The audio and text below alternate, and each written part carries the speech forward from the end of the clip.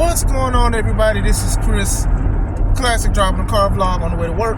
It's not nighttime, it is daytime, it is morning time. I hope you guys are having a wonderful morning.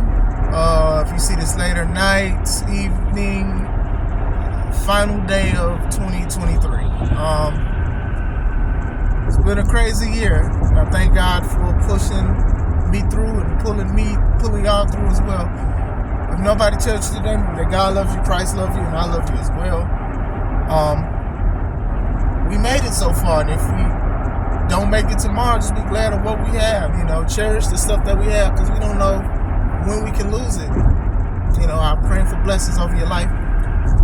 Make sure you subscribe to the channel, the Taking Home Podcast, where we talk about wrestling topics. I interview wrestlers and I also put up my matches as Classic Alpha.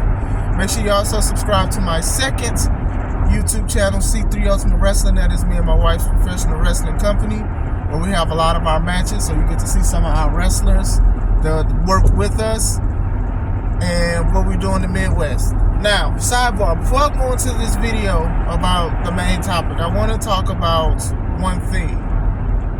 Just a small sidebar. So everybody knows what's going on with these allegations with Chris Jericho and things like that. And I don't want to jump out the window and, just go off of just straight allegations and things like that. I think what's done in the dark will come into the light. I'm not trying to sit here and protect Jericho or whatever like that, because you guys know that I currently have a disdain for Chris Jericho. But just because I do not like some of the stuff that he has done and said, I do not want to put something on his jacket that is not confirmed or I'm not sure about. If he's done this is disgusting. It's horrible, and he should pay for it. Thing is, it's not really illegal. He should be suspended. He should be docked without pay or something like that for making a pass out at somebody, just being inappropriate. It seems like they set it up. If it is true, however, if it is not true, falsely accusing somebody can be as bad as actually accusing a person of actually doing it sometimes. We're living at a time where a lot of men are going through things where people are falsely accusing them, and it's affecting their lives, their livelihood, their income, and things like that. And once again, I'm not sitting here trying to protect the guy or whatever like that, but with everything that goes on in professional wrestling, and you see stuff like Dark Side of the Ring, you see some crazy work. So I see what's going on. I want to get to the bottom of it myself to figure it out. I'm going to try to keep my opinions to myself, but if it gets to the point where I have to speak about it, I will. Point blank. Okay, this is what I really wanted to talk about. Samoa Joe. Samoan Joseph is the new AEW World Champion. As a fan of Samoa Joe, I love it. But as AEW has been inconsistent and done some crazy things, I don't, because I do feel like it's not going to be a long reign. I wish it is a long reign. Like I said, I'm happy for Samoa Joseph. I'm really happy for the man. I think he's one of the best talkers. I know he's up there in age, but he's still showing that he still got it. He gets the crowd in the palm of his hands. He's a great seller. He's a great worker. But obviously they could possibly put him second fiddle to Adam Cole being the devil.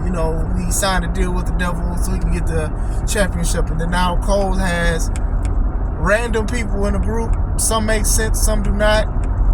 And they're a part of the group, being his minions and things like that. So I can definitely see them somehow getting the belt off of Samoa Joe and putting it on Adam Cole when he gets healed.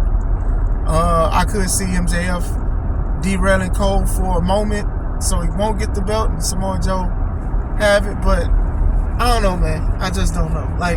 Samoa Joe's career in AEW, it has been up and down. His matches for the most part has been solid, but he's put over people. He's had TV titles, TNT titles, on and off. He's lost to a lot of people. He's literally lost to a lot of people. But that's one thing that I love about Samoa Joe, is that despite how many losses he has, he's still considered a top dog. You know, I don't think like a lot of losses exactly affect him.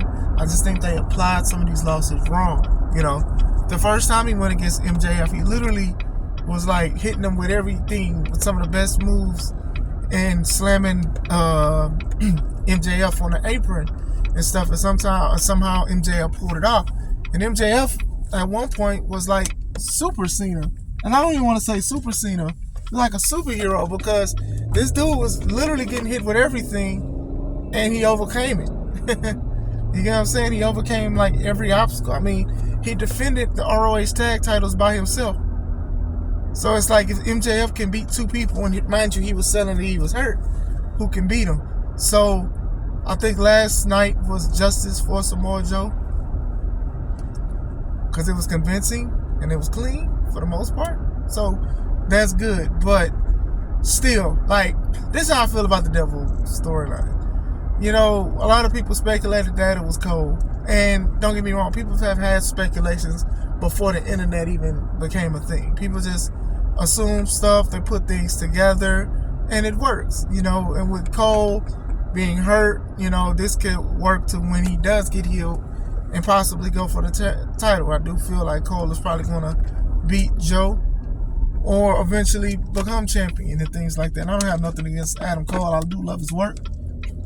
I do think he needs to work out a little more personally, but that's just me.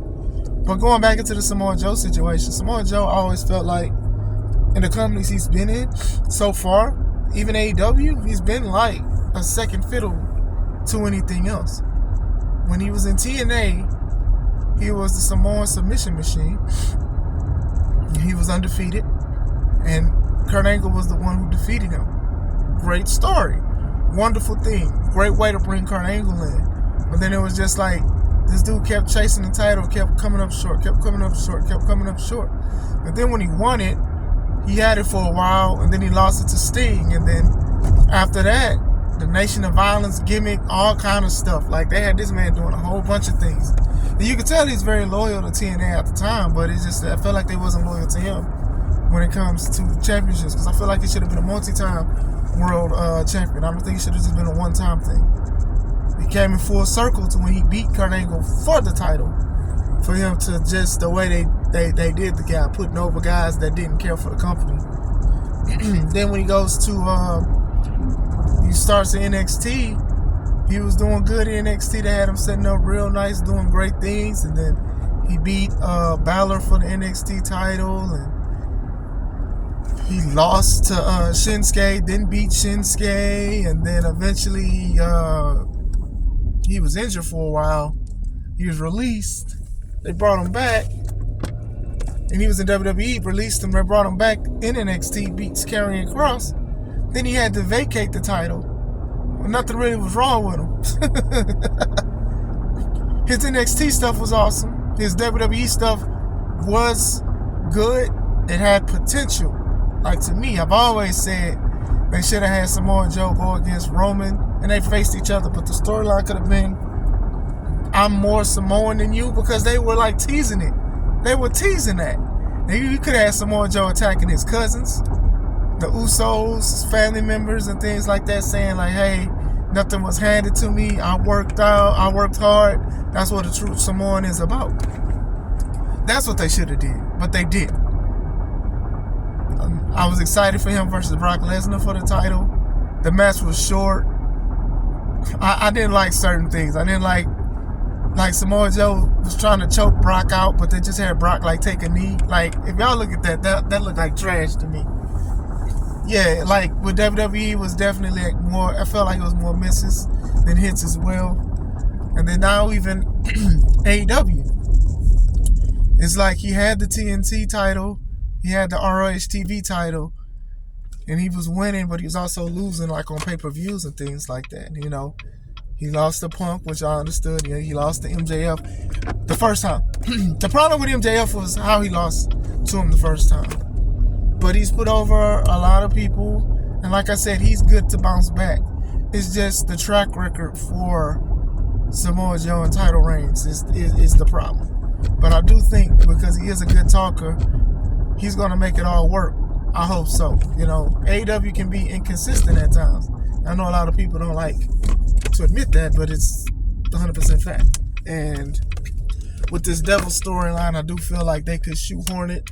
Heck, they can even try to put the belt on Adam Cole, even if he's not medically cleared, because he has guys, druids or whatever like that. So we'll see how it go. Like I said, I'm happy to see Samoa Joe get a title. You know, a lot of people are saying like, oh, well, Samoa Joe is being treated like he should have been treated in WWE.